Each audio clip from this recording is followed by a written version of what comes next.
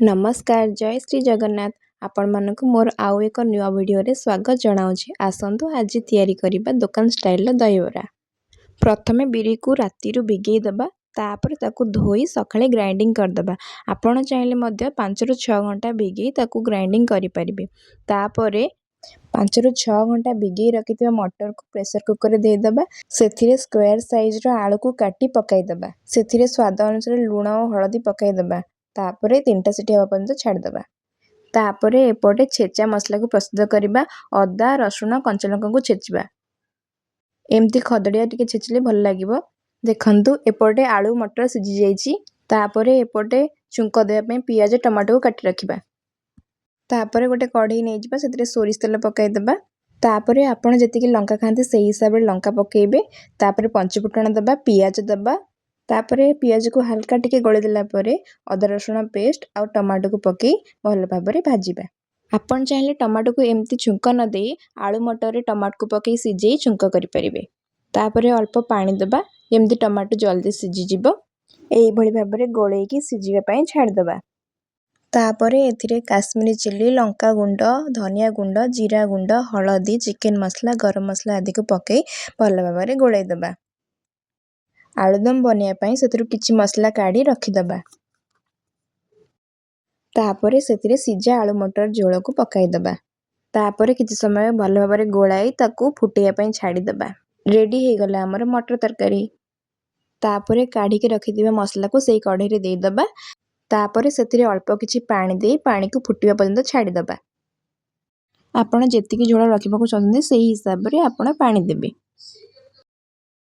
तापरे सेथिरे सिझाई रखा जायतिबा आलू को देई दबा। तापरे ताकू भल भाबरे गोळाई 5 ରୁ 10 मिनिट पर्यंत घोड़ाई रखि दबा। तापरे काढी देखिबा। देखंतु हमर हे जाईची आलूदम। आपण चाहिले अधिक ग्रेवी वाला रखि परिबे किंतु मु डी कम ग्रेवी वाला रखिची। तापरे एपटे में बरा प्रस्तुत करिबा। बाटी रखिबा बिरी रे मु सुजी नेइची। देखंतु मु गोटे कप बिरी रे आधा कप सुजी नेइची। स्वाद अनुसार लूण, गोटे पिंच रे बाई सोडा आउ अल्प अदा। देखंतु ताकू भल भाबरे फेंटी दबा एमती जेमती बॉल्स रहिबो नाही। तापरे एपटे मु कढ़ई नै जाईची। कढ़ई रे तेल गरम होबा को छाड़ देइची। तापरे बरा गोटे गोटे करी एमती गोटे गोटे छोट छोट करी पकोची। बरा को लो टू मीडियम फ्लेम रे रखिबा। तापरे एपट सेपट करी छानिबा। एई भली भाबरे गोल्डन होबा को छाड़ देबा। देखंतु बरा हमर हे गेला। तापरे हमें दही पानी रे छुंक देबा पई छुंक प्रस्तुत करिबा। प्रथमे सोरिष तेल नै जिबा। तापरे पंचफुटण और भूसंग पत्र दे छुंक दबा। तापरे एपटे गोटे पात्र रे मु दही नै जाईची। सेथिरे गोटे ग्लास पानी मध्य दे देइची।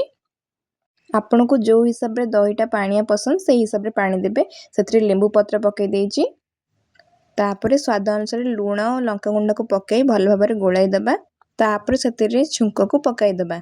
तापरे बराटी ठंडा हला परे ताकू पानी रे पकई दबा किछ समय पई छाड़ दबा। तापरे एई भली भाबरे चिपुडी की दही रे पकाइबा। तापरे बरा को 15 ରୁ 20 मिनिट पर्यंत छाड़ी दबा जेमती की बराटा भल भाबरे फुलिबो।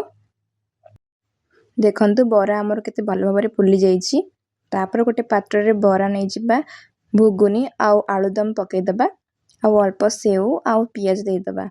आपण चाहिले मते दही सॉस लगी खाई परिबे। रेडी हे गला हम दुकान स्टाइल दही बरा।